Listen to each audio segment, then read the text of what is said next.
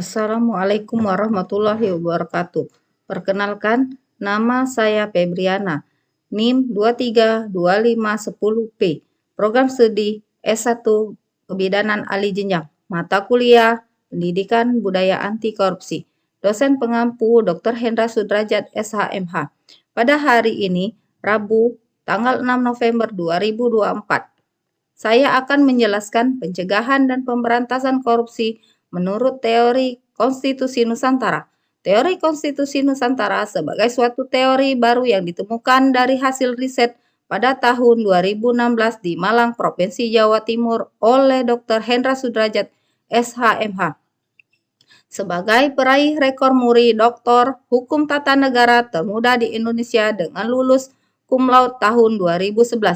Dan saat ini menjabat sebagai Direktur Dumantara Riset Institute dan Wakil Rektor satu Universitas Kadar Bangsa.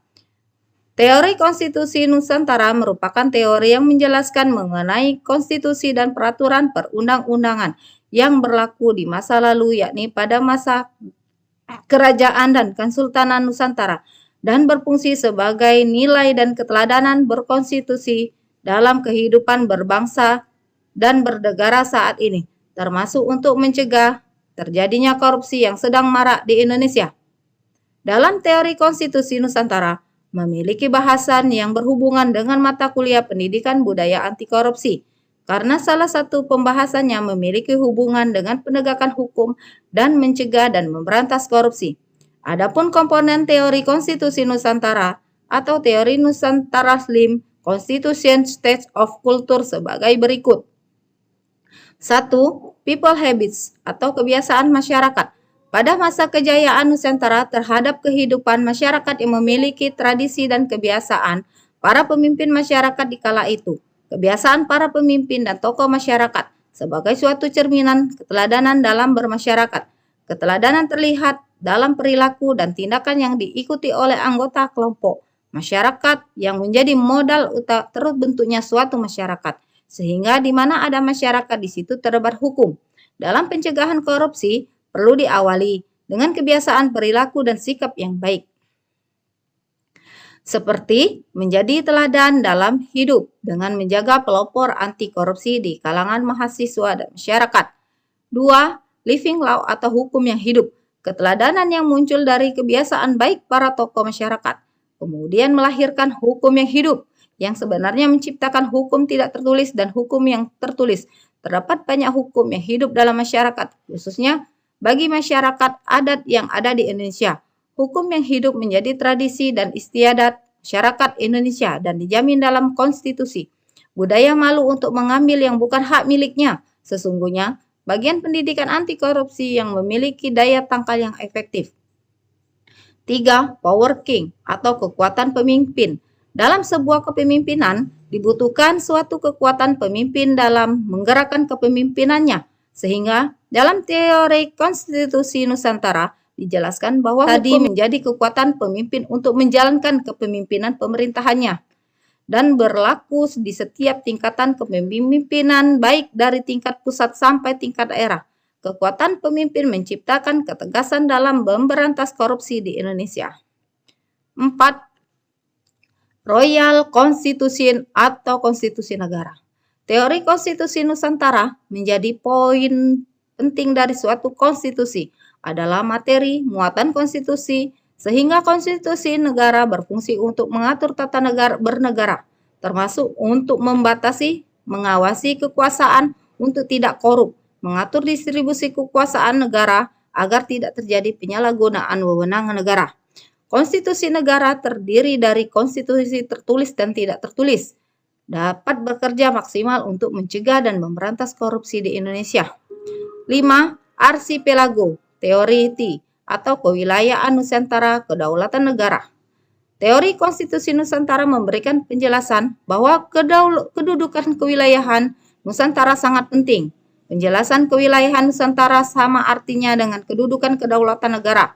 Hal ini memberikan pemahaman secara umum bahwa negara terbentuk dari suatu wilayah dan kedaulatan masing-masing negara. Di samping berasal dari rakyat dan pemerintah, sehingga kewilayahan posisi keilmuannya penting untuk memperkuat posisi negara. Menurut Dr. Hendra Sudrajat, SHMH, penguatan masing-masing kewilayahan dalam mencegah dan memberantas korupsi perlu dilakukan yang dimulai dari keluarga masing-masing, sehingga korupsi dicegah dari wilayah keluarga, yang pada akhirnya menjadi suatu kedaulatan hukum negara yang bebas dari tindak pidana korupsi. Di samping itu, dalam kajian kewilayahan menurut Dr. Hendra Sudrajat SHMH, bahwa KPK perlu dibentuk di tingkat provinsi dan kabupaten kota mengingat maraknya korupsi di tingkat daerah, sehingga dengan keberadaan KPK secara kelembagaan di tingkat daerah dapat bekerja secara hierarkis dengan KPK yang ada di pusat. 6. Kingdom struktur atau struktur negara.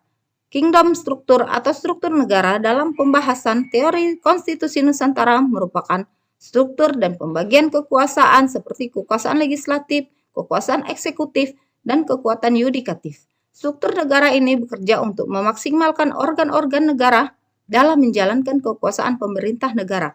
Menurut Dr. Hendra Sudrajat, SHMH, negara memiliki suatu komisi negara sebagai cabang kekuasaan negara, seperti Komisi Pemberantasan Korupsi yang mewenang memberantas korupsi di Indonesia. 7. Konsensus legality atau legalitas konsensus. Teori konstitusi negara menjelaskan bahwa konsensus legality atau legalitas konsensus merupakan kesepakatan antara pemimpin dan rakyat dalam suatu negara. Menurut Dr. Hendra Sudrajat SHMH, bahwa konsensus legality dalam teori konstitusi Nusantara pada pemberantasan korupsi adalah terbangunnya kesepakatan bersama merupakan penguatan karakter berupa integritas komitmen dalam pemberantasan korupsi, bahwa korupsi adalah musuh bersama dan ancaman serius bagi kehidupan berbangsa dan bernegara di masa mendatang. 8. State regulation atau regulasi negara.